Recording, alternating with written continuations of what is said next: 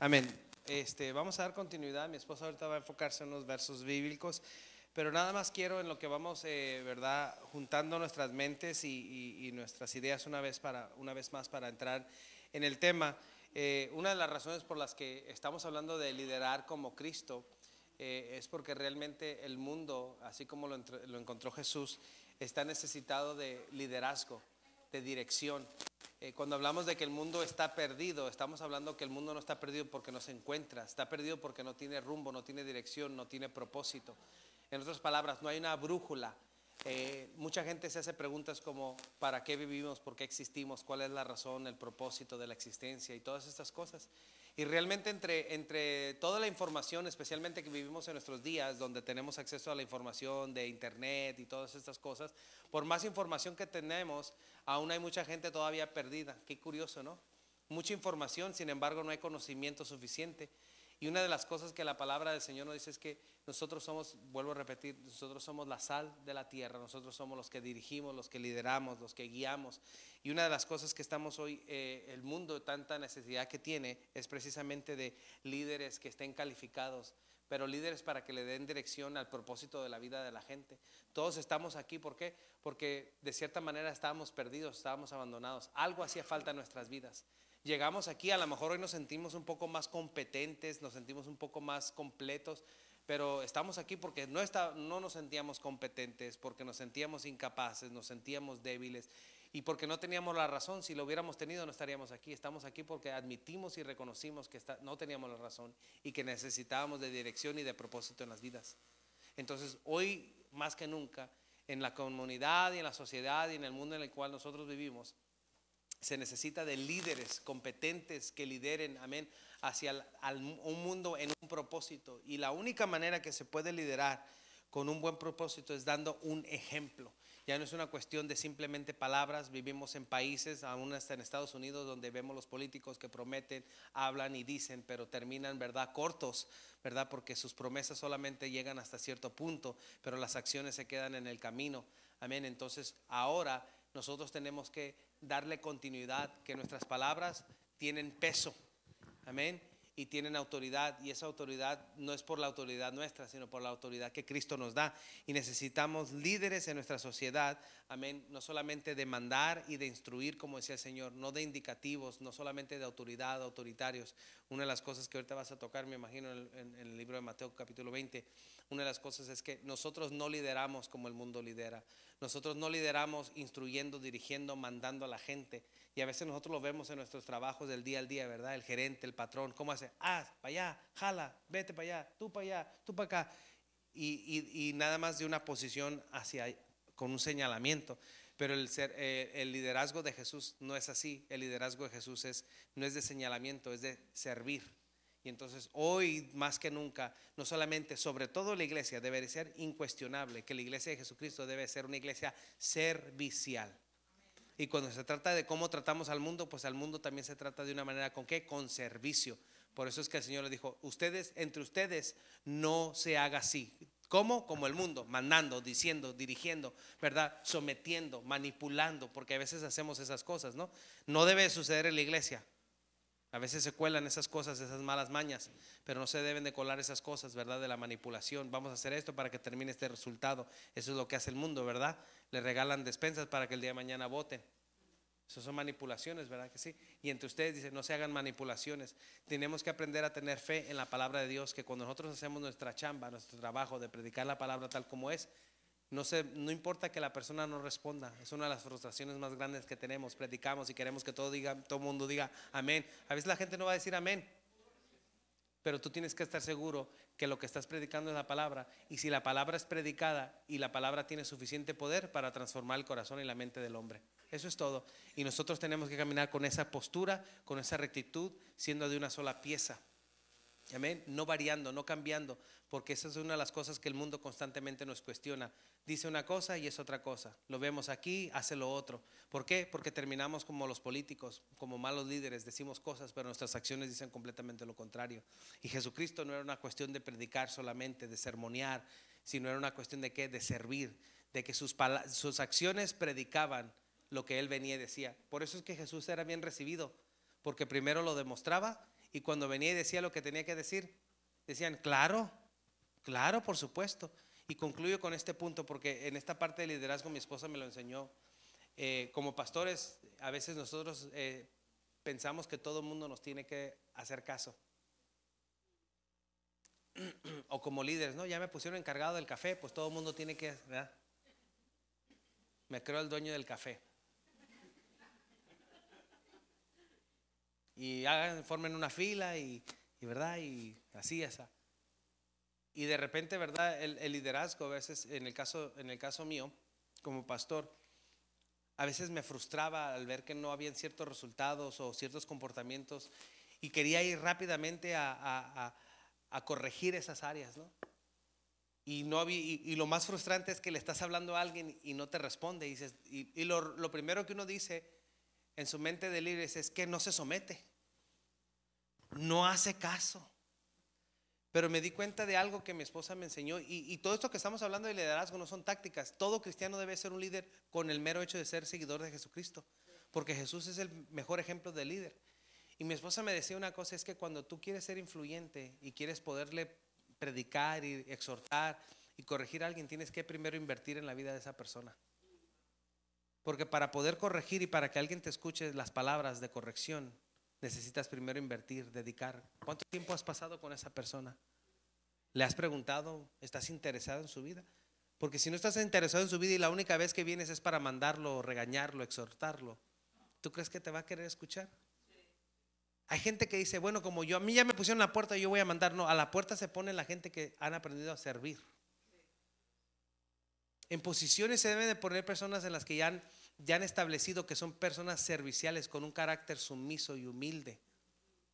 Porque la palabra hasta en eso nos exhorta, nos dice que tenemos que tener cuidado de poner a personas en lugares donde no deberían estar, porque no va a ser que la cabeza les crezca tanto y terminen perjudicando a la congregación. Y a veces nosotros como iglesia, porque nos hacen falta espacios, queremos llenar los vacíos simplemente nada más por llenarlos. Y eso no debe suceder. Nosotros estamos aquí para cuidar no nuestro trabajo, la obra y la viña del Señor. Esto representa a cada persona que entra por estas puertas con una necesidad, con un corazón. Aún a veces decimos, ya entró, ya es hermano, tiene que entender. No, todos tenemos necesidad y tenemos que tener un corazón servicial y sobre todo hacer como Cristo hizo, invertir en la vida de las personas. Vemos cuando Jesús exhortaba a la gente, pero exhortaba ¿por qué? Porque ya ellos habían cedido ellos la voluntad, le daban permiso a Jesús que les reprendiera, ya le habían de cierta manera dado indicativos de que estaban dispuestos a escuchar la corrección, el consejo, el mensaje de Él. Hay gente que ni siquiera nos conoce, pero los queremos sermonear, los queremos regañar. Es que yo soy el líder, ¿y eso qué? Es que a mí me pusieron a cuidar el café, ¿y eso qué? ¿Sí me entienden? No te pusieron a cuidar el café, te pusieron a servir el café. Son dos cosas diferentes. Es que yo soy la maestra de los niños. No, tú eres la servidora de los niños y el servidor de los niños. No eres la capataz ni el capataz de los niños. O sea, ¿sí me explico? Cristo fue tan intencional en la forma en cómo nos enseñó a evangelizar. Porque sé que esta iglesia, me encanta esto aquí atrás de la semilla, ¿no? Cristo fue bien estratégico.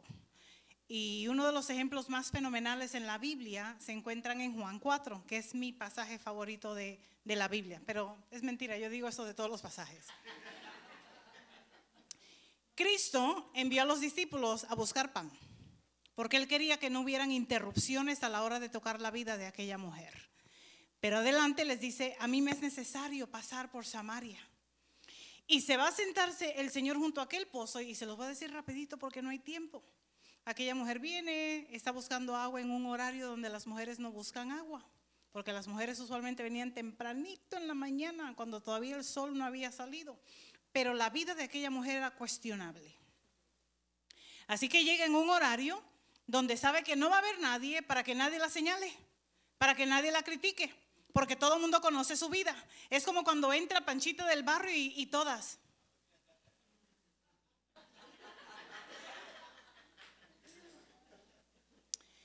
Mi mami vive ahorita en un pueblo en Honduras, yo soy de Honduras. Y a las 5 de la tarde que baja el sol, salen todas las viejitas al porche. porque todavía vivimos en una aldea donde se va la luz eléctrica. Y están todas las viejitas en el porche tijereando a todo mundo que pasa. Sí, nada más veo que las cabecitas se mueven de un lado para otro, ¿no?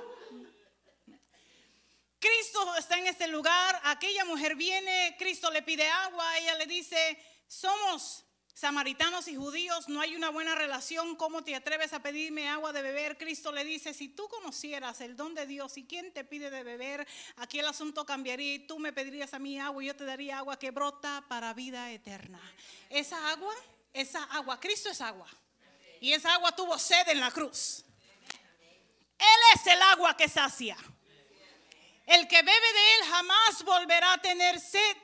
Y ese relato que el Señor le presenta a aquella mujer, ella todavía no entiende las palabras que Cristo le está presentando y dice, dame de esa agua, para yo no tener que venir a este pozo y buscarlo y no tener que lidiar con la sociedad y con los que todo el tiempo me están señalando. Cuando Cristo sabe que ya tiene la atención de aquella mujer en algo secular, entonces va a ir a la profundidad de su alma.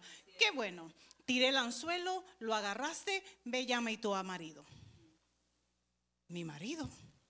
El Señor quería demostrarle a aquella mujer que Él conocía lo más profundo de ella.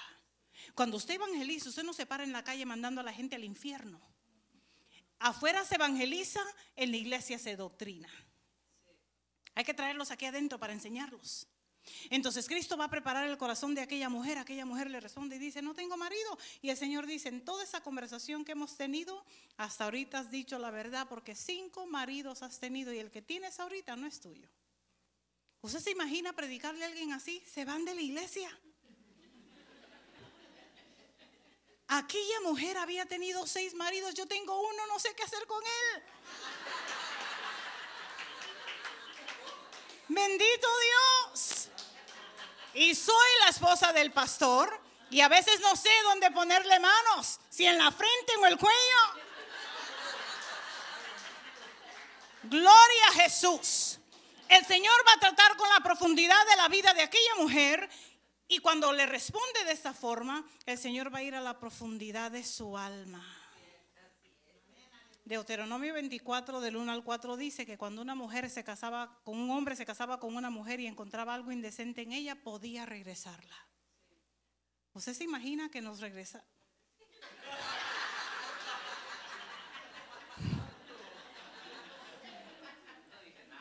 Se me sale el Bronx. Regrésame para ver cómo te va, ¿no? La Biblia no dice que es adúltera, porque en otro tiempo encontraron a una en el mismo acto del adulterio, se la trajeron a Cristo. Los líderes religiosos querían saber si el Señor iba a tomar la primera piedra para apedrear a aquella mujer, porque los adúlteros merecían ser apedreados. Quiere decir que esa mujer de Juan 4 no era adúltera. No sabemos si por viudez o por algo la habían devuelto, pero por primera vez en la vida había un hombre que la había escogido que nunca jamás la iba a devolver. Todos los que estamos aquí somos dignos de ser echados al mar otra vez. Pero el Señor no se cansa de nosotros, sino que con cuerdas de amor nos ha traído para que le sirvamos, para que le amemos, para que le adoremos. No tenemos palmas ni mantos a esta hora, pero postramos nuestras vidas delante de su presencia para que el Señor pase a esta hora y haga en nosotros y a través de nosotros como Él quiere. ¿Cómo se evangeliza? Conviviendo primero, conociendo, conversando, para entonces después ir a la necesidad del ser. Cristo nos enseñó ese principio. Amén. Es por eso que todo lo que Cristo hizo fue efectivo, porque nos los enseñó con ejemplo. Cuando Cristo presenta cómo se va a trabajar en el reino, Él se sienta en el monte de los olivos y ahí es como que Él abre aquel libro y empieza a exponer el sermón del monte. Y en ese sermón del monte, que obviamente no tenemos el tiempo, pero son de los capítulos 5 al 7, el Señor va a hablar de las bienaventuranzas y empieza con los discípulos. Si ustedes quieren ser grandes, tienen que ser pobres. Van a ser confortados los que lloran por su pecado. Aquí quiero que ustedes sean compasivos, misericordiosos. Y empieza el Señor a empezar a presentar las características que todo hombre y toda mujer de Dios necesita tener a la hora de liderar. va a hablar de la sal, de la luz, de la ira, de cómo manejar ese asunto, de la ley, del adulterio, del divorcio, de los juramentos, del amor hacia los enemigos, de la limosna, de la oración. En todos esos temas se metió Cristo, porque como líderes no podemos amar simplemente al que nos ama. El Señor llevó a este nivel a otro asunto. Yo quiero que ames a tus enemigos, a los que te maldicen, a los que te ultrajan, a esos que no te tratan bien y que todavía tienes que sonreírles. El líder no puede entrar por la puerta y dice, ay, ahí está la hermana Panchita, déjame entrar por aquel lado. No, en todas esas áreas de nuestra vida se metió Dios para que tú y yo aprendamos que el liderazgo tiene un precio y tiene un costo. En 2 ocasiones el Señor presentó ese concepto cuando dijo, el que quiera venir en pos de mí, lo primero que tiene que hacer es negarse a sí mismo. Tiene que tomar su cruz los domingos o en Semana Santa, todos los días. Cristo tomó su cruz a la muerte. Entonces tú y yo simbólicamente tenemos que darle muerte a esta carne y todos los días estamos caminando sabiendo que hasta si que hay que perder la vida por Cristo tenemos que hacerlo. Amén. ¿Por qué? Porque su palabra dice que el que la quiera salvar tiene que perderla. Amén. Y después en otra ocasión dijo, el que quiere venir en pos de mí necesita conocer el costo. Y vinieron algunos que le dijeron, Señor, yo quiero seguirte, pero primero necesito ir a atender a mis yuntas. Primero tengo que ir a casarme. Primero tengo que ir a enterrar a mi padre. Y la respuesta de Cristo fue tan contundente cuando dijo, deja que los muertos entierren a sus muertos, porque el que pone la mano sobre el arado no puede mirar hacia atrás. El Señor quiere que atiendas a tus papás, el Señor quiere que atiendas a tu mujer, el Señor quiere que atiendas tus negocios, pero Él quiere ser tu prioridad. Cristo es nuestra prioridad. Amén. Venga mi esposo, en estos días andaba alguien por ahí, ¿te acuerdas, Norma? Ay, mi esposo es el más guapo. No, este sí es guapo.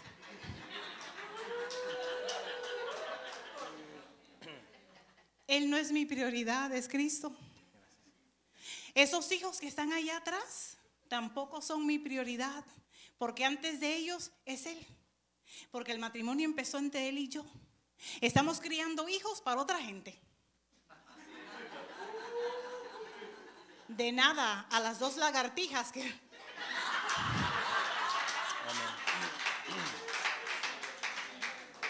Espero que estén criando bien a esas 2 lagartijas. Amén. Porque si no nos va a ir mal a ti y a mí. Amén. Gloria a Dios. Amén. Una de las cosas que queremos rápidamente es la manera que Jesucristo nunca lo hizo con una intención manipuladora. Ese era el corazón de Jesús. Jesús es Dios y Dios es amor. Hay cosas que no necesariamente se tienen que aprender, se tienen que desarrollar como carácter en la persona. Son 2 cosas distintas. Yo puedo aprender a ser paciente, pero si yo no soy paciente, pues, ¿me entiende? O sea, uno puede entender la definición del amor y tratar de igualarlo, pero no puede tener amor si no conoce el verdadero amor que vive dentro de él. ¿Explico? Entonces hay cosas que por más que hagamos talleres para que lo que hacemos esto es para concientizar, llevar a nuestra mente y analizar y que nosotros rindamos nuestra voluntad para que entonces el Señor ponga en nosotros el querer como qué, como el hacer. En otras palabras, en lo que nosotros no hay, que Dios lo ponga, porque de otra manera nosotros no lo podemos desarrollar naturalmente. Porque el hombre está peleando constantemente con hacer las cosas buenas. Usted y yo amamos, pero no amamos al nivel que Cristo amó. O sea, ¿me explico? Entonces, todo esto es una cuestión de personalidad. Entonces, cuando Cristo se interesó por la gente, no lo hizo con la intención de que para que me sigan. Lo hizo porque genuinamente estaba interesado en la gente. Y el resultado fue que la gente pues dijo, nadie me ha puesto atención como este hombre. Nadie me ha atendido, nadie se ha preocupado, nadie me ha hablado. Por eso fue que la mujer samaritana tuvo eso. Ciertamente este hombre, todos los hombres que me han tocado de una manera abusivamente. Han abusado de mí sexualmente. He sido una persona solamente para el uso. Por eso es que he tenido tantos hombres. Pero vino un hombre que me respetó y que me trató diferente. Este hombre es diferente, este hombre tiene que ser un profeta. Este hombre tiene que venir de parte de Dios. Pero me llama mucho la atención porque hablamos de cómo liderar. ¿Y qué hizo la mujer? Dejó todo y lo siguió. Porque hubo mucha gente que rápidamente estuvo dispuesta a dejar las cosas y seguir a Jesús. Porque lo primero que Jesús hacía era servir. ¿Qué fue lo que hizo Jesús cuando entabló una conversación con esta mujer? Le dijo, ¿te puedo servir con agua? ¿Te puedo dar algo? Porque dice Juan 3, dice que de tal manera amó Dios al mundo que ¿qué? No. De tal manera amó Dios al mundo que hasta ahí, dar. Que dio. Amar es dar.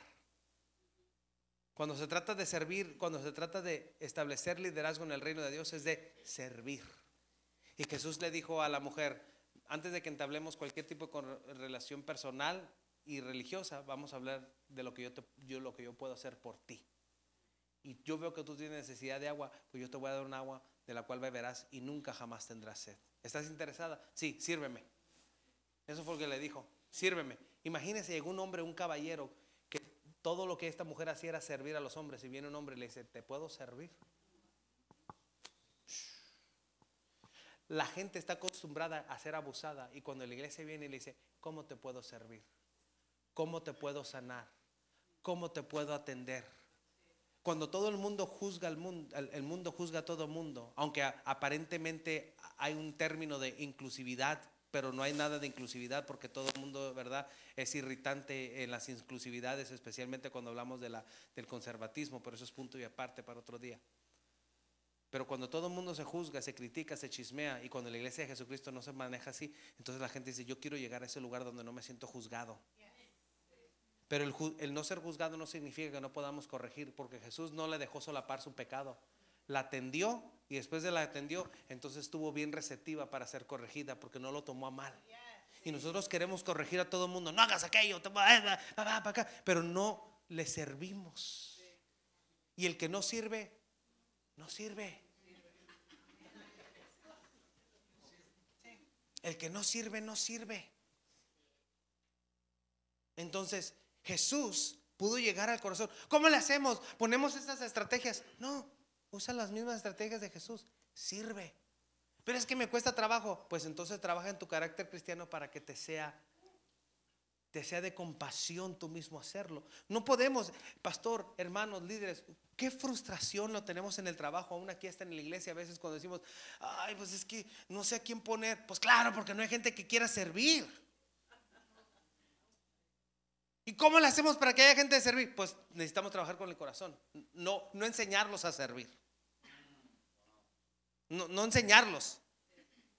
Tienen que ser creyentes primero. Primero tienen que ser creyentes en primer lugar. Pero luego es porque, mire, cualquiera lo puede servir, lo pone ahí. Pero es lo mismo que amablemente lo haga de todo corazón. Y se te cayó y digas, oh, mira esta hermana malagradecida. Le acabo de dar. No te preocupes, no pasa nada. Y entonces nosotros aprendemos a servir. ¿Con qué? Con esta parte. ¿Por qué? Porque nosotros no tenemos miedo con la transparencia y la honestidad. ¿Ok? El mundo se recata, se reserva de información, ¿verdad? Secuestra información. ¿Para qué? Para excluir, para hacer una división. ¿Usted no ve el jefe? Que el jefe no te quiere dar información porque quiere darse cuenta que tú eres el empleado y que yo soy el jefe, ¿verdad que sí? Pero en el reino de Dios no es así. Por eso es que el Señor le dijo, con ustedes les comparto absolutamente todo, porque ya no son servidores, ya no son esclavos, ahora son ¿qué? Amigos. Los incluyo, son parte de ¿qué? De la honestidad, de la transparencia, de la claridad. ¿Para qué? Porque cuando te identificas sinceramente, entonces la gente quiere ser parte de ti también, por supuesto que sí. Y sobre todo cuando cargas con el emblema de Jesucristo. Amén. Esas es las cosas, eso es lo más importante. Ahora, nosotros desafortunadamente, porque tenemos que ir rapidito, desafortunadamente a veces nosotros hemos aprendido que el liderazgo tiene que ver con una figura autoritaria, más allá de liderar con servicio. Si nosotros queremos liderar a gente, tenemos que empezar a cambiar nuestra mentalidad de mandar a servir y no tener miedo con la transparencia. Porque cuando nosotros nos hacemos la pregunta rápidamente, ¿cuántos líderes hay aquí ahorita en esta iglesia?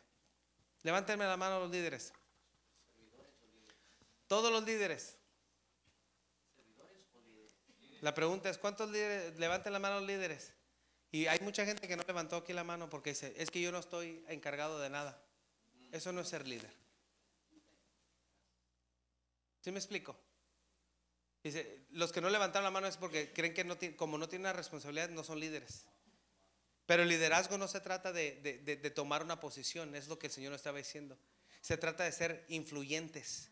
Y hay gente que son influyentes. Si yo le pregunto a usted, a ver, rápidamente, hago otro ejercicio rápido. tres o cuatro personas. ¿Quién fue la persona más influyente en tu vida? ¿Quién me atrevería a dar un ejemplo rápido? Con mucho gusto. A ver, ¿quién fue la persona? ¿Ve? Tu mamá. ¿Quién más? ¿Quién más? Que no le tenga miedo. ¿Quién fue la persona más influyente en su vida? Mi papá. Su papá. La persona más influyente en tu vida. Ok. Pero personalmente hablando. ¿No?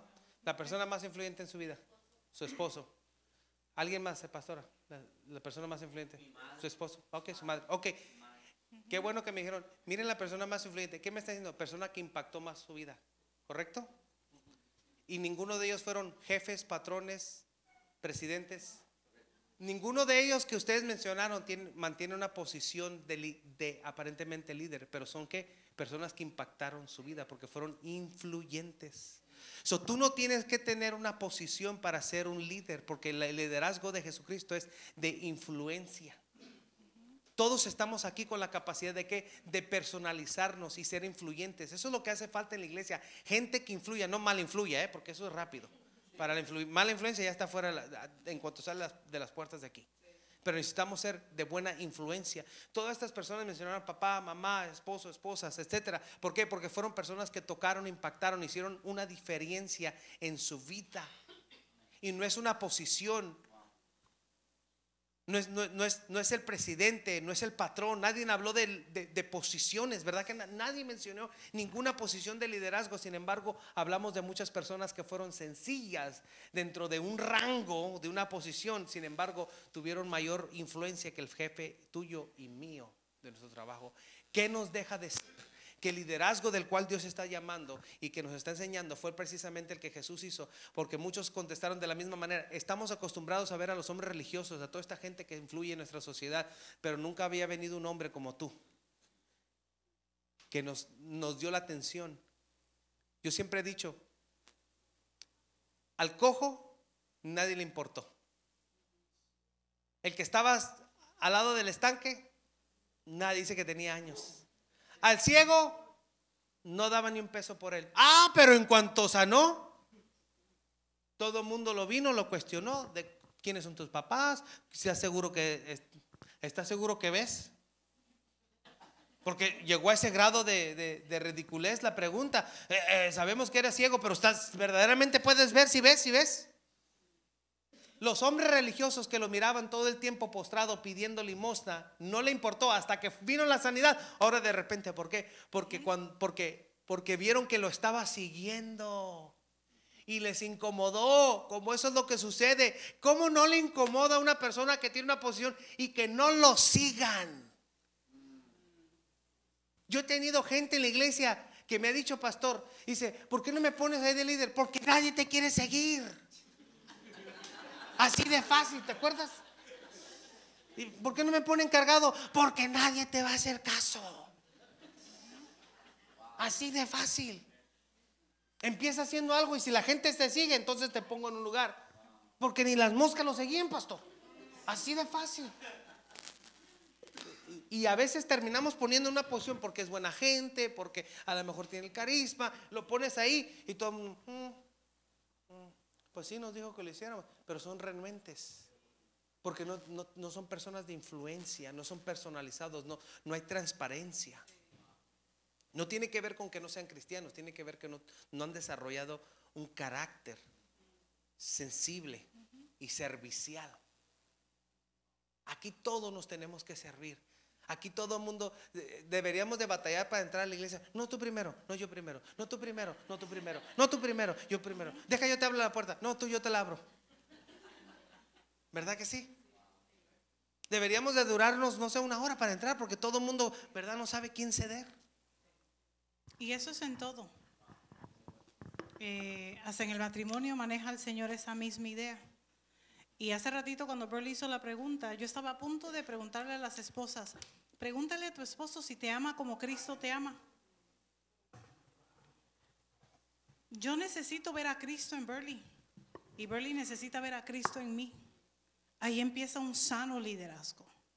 Y el tema que estamos manejando nosotros todo ese año en el matrimonio en nuestra iglesia es un matrimonio saludable. Porque a veces queremos liderar, queremos predicar, queremos enseñar, queremos hacer un sinnúmero de cosas y hay cosas que no están resueltas, que deben de empezar en nosotros.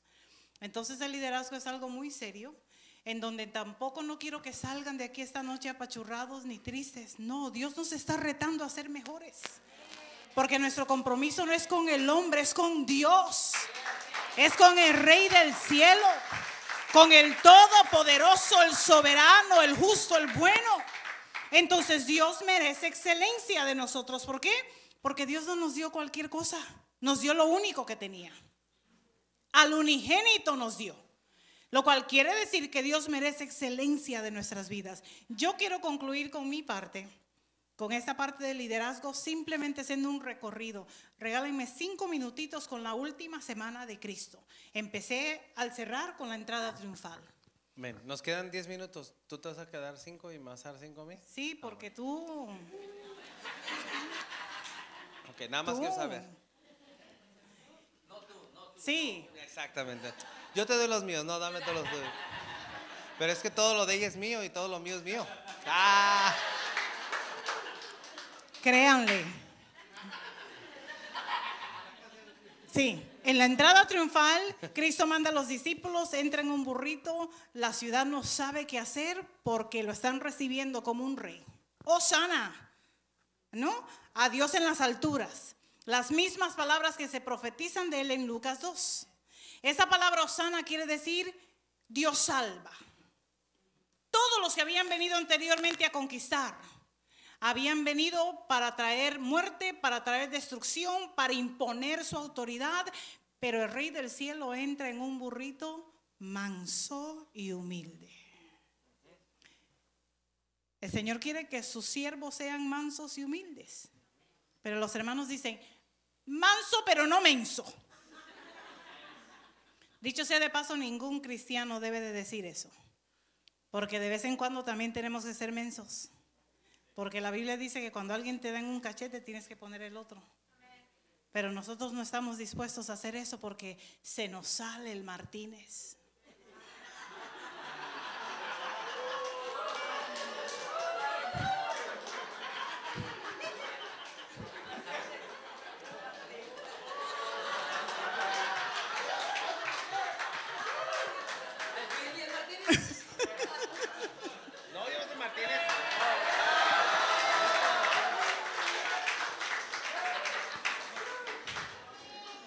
Y eso no tiene nada que ver con apellido, no tiene que ver que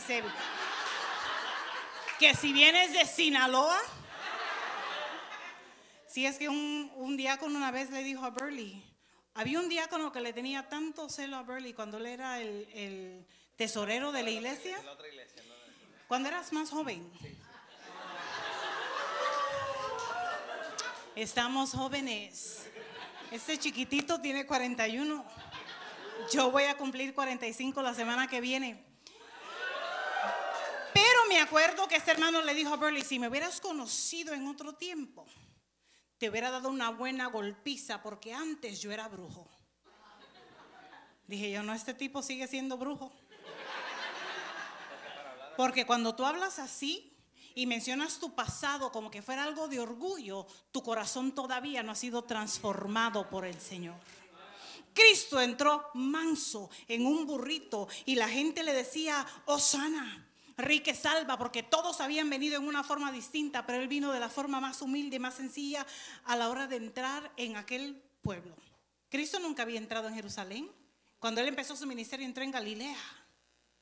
Pero ahorita para la entrada triunfal entra en Jerusalén para que entendiesen que por primera vez había entrado el jefe. ¿No? Todo esto es importante a la hora del liderazgo porque quiero hacer una conexión importante con ustedes.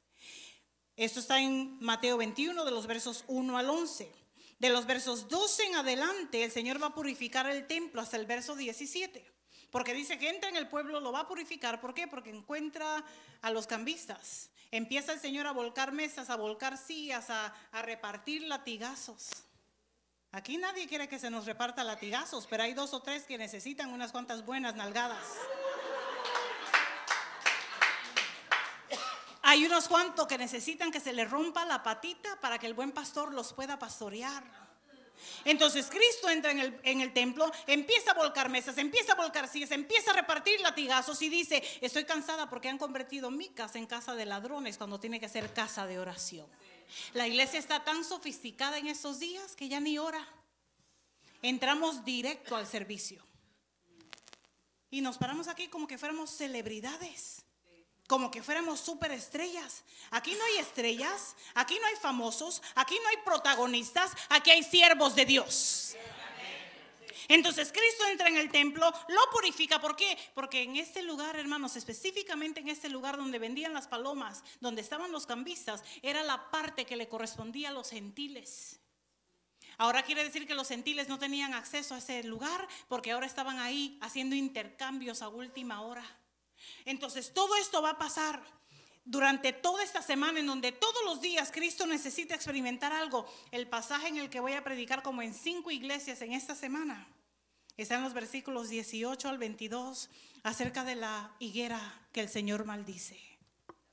Dice que Cristo se dio cuenta que la noche se hacía tarde, así que entra con los discípulos en Betania, pero en la mañana siguiente se levanta y cuando va en el camino dice que de lejos ve una higuera.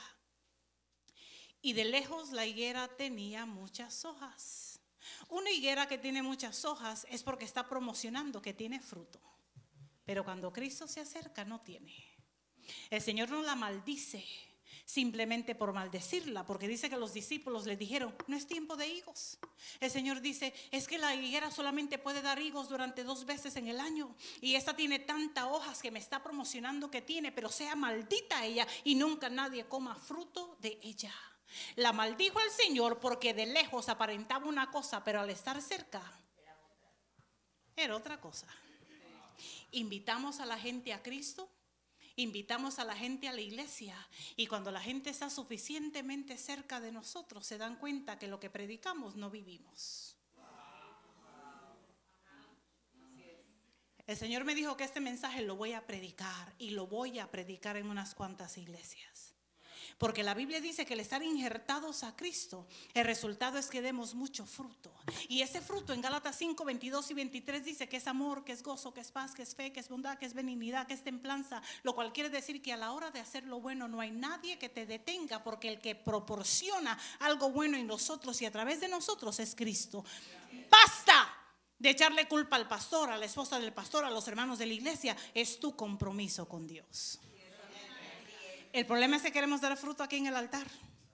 Da fruto en tu casa, da fruto en tu trabajo, da fruto en tu vecindario, porque el fruto no es para ti, es para que otros sean beneficiados de él.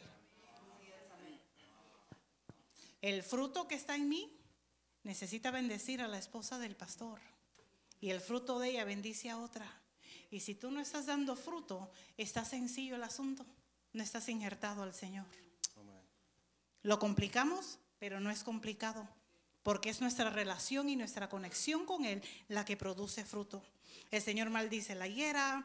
Aquí vamos a ver las diferentes fiestas que se llevaron a cabo en aquellos días, los diferentes juicios a los cuales Cristo va a tener que ser presentado. Cristo fue llevado por diferentes juicios. Aquella noche en el Getsemaní el Señor lleva a sus discípulos. Dice que era tanta la tristeza en el corazón de los discípulos que no podían ni orar. Pero dice que Cristo se adelantó un poquito, se llevó con él a Pedro, a Jacobo y a Juan. Cristo no tiene preferidos, dicho sea de paso. Cristo tampoco tiene nietos, pero siempre hay gente que quiere estar cerca del Señor. Cristo no tenía simplemente 12 discípulos, tenía muchos, porque en cierta ocasión mandó a 72 de 2 en 2. Pero de esos 72 y de esos miles que tenía 12 cercanos. Y de esos 12 cercanos tenía 3 más cercanos. Y esos 3 cercanos fue el que le dejó a su mamá. El que se recostaba en el pecho del maestro. Cada vez que Juan habla de él, él se llama el discípulo amado. ¿Cómo sabía Juan que él era el discípulo amado? ¿Quién se lo dijo? Yo le voy a preguntar, ¿quién te dijo? Era su relación con Dios. Entonces en aquel momento de la prueba del dolor, los discípulos no podían orar, se seguían quedando dormidos. Y en el momento de la prueba necesitamos buscar a Dios, necesitamos meternos más con Dios. El mundo nos está gritando a voz en cuello que necesita de Cristo.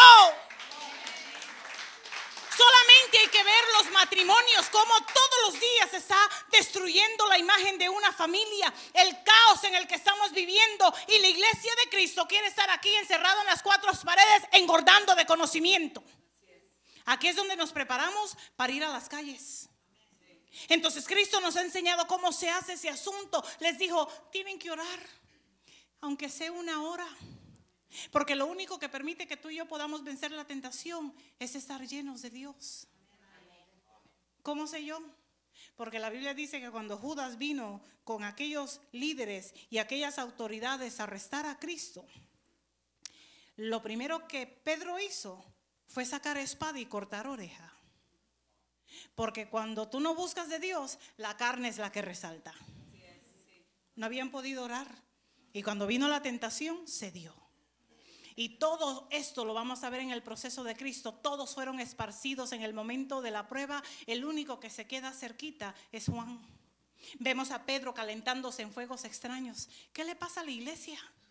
Copiando al mundo.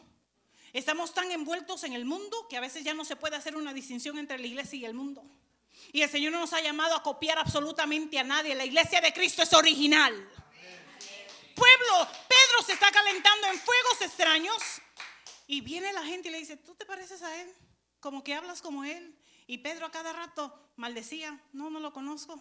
Se le olvidó a Pedro que es cristiano. Y empezó a maldecir. Lucas es el único escritor que nos dice que en la última vez que Pedro niega a Cristo, la mirada de Pedro con Cristo se encontra.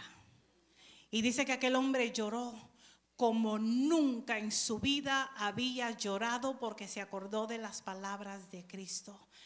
Pedro, el diablo te ha pedido para zarandearte como trigo, pero yo he clamado para que tu fe no falte. No es el pastor el que estaba orando, era el pastor de los pastores. Era el sumo sacerdote orando por Pedro, y Pedro todavía cedió al momento de la prueba.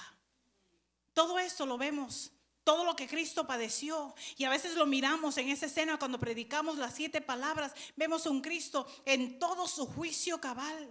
Después de ser maltratado, golpeado, escupido, le ponen una corona de espina que penetraba en su cráneo. Le dieron 40 latigazos, ese látigo de piel que tenía clavos más grandes que la medida de mi dedo, que cada vez que golpeaban el cuerpo de nuestro maestro, poquito a poquito se arrancaban su carne, destruían sus huesos. Cristo experimentó fiebre, experimentó tanto dolor, experimentó una muerte agonizante. Todo eso Cristo lo experimentó por nosotros. Echaron suerte sobre sus vestiduras, le escupieron, lo bofetearon, se burlaron de él, y todavía Cristo en su juicio cabal dice: Padre, perdónalos, porque no saben lo que están haciendo. Tú como líder, ¿sabes perdonar? Está entre 2 ladrones, porque Cristo tipifica al ladrón peor de los 3. Y uno dice: si tú eres el verdadero Dios, el que decías que eras, pues sálvate y sálvate de nosotros también. Pero el otro le dice: tú y yo merecemos estar aquí, pero ese es el Hijo de Dios. Se cumple la palabra de Isaías, que en medio de la desfiguración de Cristo, aquel ladrón todavía vio hermosura en él. Hasta en el último momento de su vida, Cristo está evangelizando. Yo me voy a morir en el altar, dicho sea de paso, predicando. Así que si me voy de lado, tranquilos, voy para el cielo. Cristo salvó al ladrón y le dice: de cierto te digo que hoy estarás conmigo en el paraíso. El criminal aquel día fue hermano en Cristo. El que estaba sentenciado a muerte aquel día entró a la vida eterna. Aleluya. En aquel mismo instante, en aquel mismo lugar, Cristo está pensando en su mamá hasta en el último momento. Usted ve la capacidad de nuestro maestro, que en medio del dolor todavía le dice a Juan: te encargo a mi madre, porque mis hermanos todavía no creen, pero tú y yo tenemos el mismo sentir. Cuídame a mi viejita. That's Jesus. Eso es el liderazgo, que puedas atender todas las cosas, porque en cierta ocasión Cristo habló con los líderes religiosos y les dijo: ustedes son unos hipócritas, porque quieren dar la moneda más grande, pero sus padres están descuidados. Primero regresen y honren a sus padres. Cristo hasta en el último momento de su liderazgo no descuidó ninguna de sus prioridades. Atendió al ladrón, atendió a su madre, atendió a la multitud que lo maltrataba. Tuvo sed nuestro Salvador. El agua viva tuvo sed. El agua viva experimentó el abandono de su padre porque Cristo se hizo maldito por nosotros. Maldito todo aquel que muere en un madero. Se hizo maldito por nosotros, nuestro Salvador. Hasta en el último momento estaba pensando en su creación. En la expresión número 6 le dice el Señor a su padre, tetelestai. En griego, el artista cuando pintaba una gran pintura, dice que de repente se ponía hacia atrás y miraba aquella escultura, aquella pintura que había hecho y la firmaba de vez en cuando abajo y ponía tetelestai. Ponía su firma de aprobación que lo que había recibido en orden para hacer se había cumplido. Cristo no dijo, soy consumado. Él dijo, consumado es. Porque nadie le quitó la vida a nuestro Salvador. Él la puso por nosotros. Amén. Y por último, empieza él en el principio diciéndole, Padre, perdónanos. Y termina diciéndole a su padre, ahí aguántame mi espíritu, ¿no? Pero en 3 días me lo regresas porque lo necesito. Amén. Resucitó de entre los muertos. Es.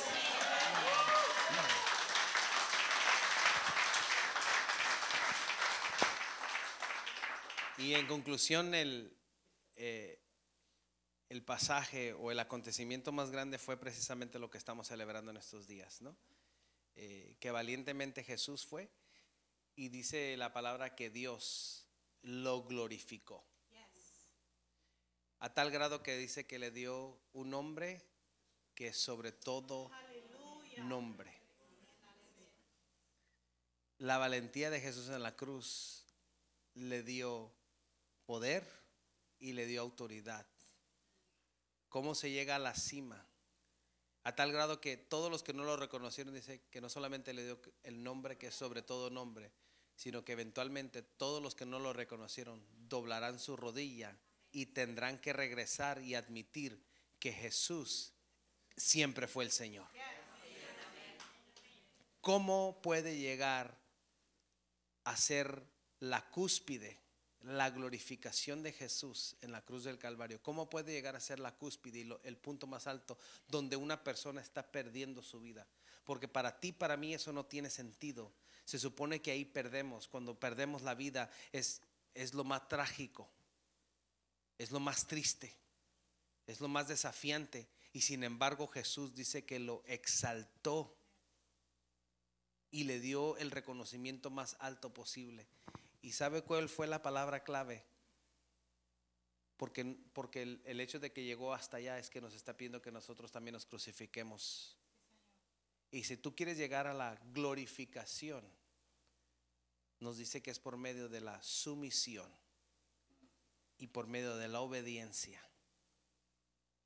Yo sé que a veces dice la gente, y es cierto, lo que detuvieron a Jesús en la cruz no son los clavos, sino fue el amor por ti. Teológicamente me corregiría todavía eso un poco más. Lo que detuvo a Jesús en la cruz del Calvario, más allá del amor por ti y por mí, fue por la obediencia a Dios.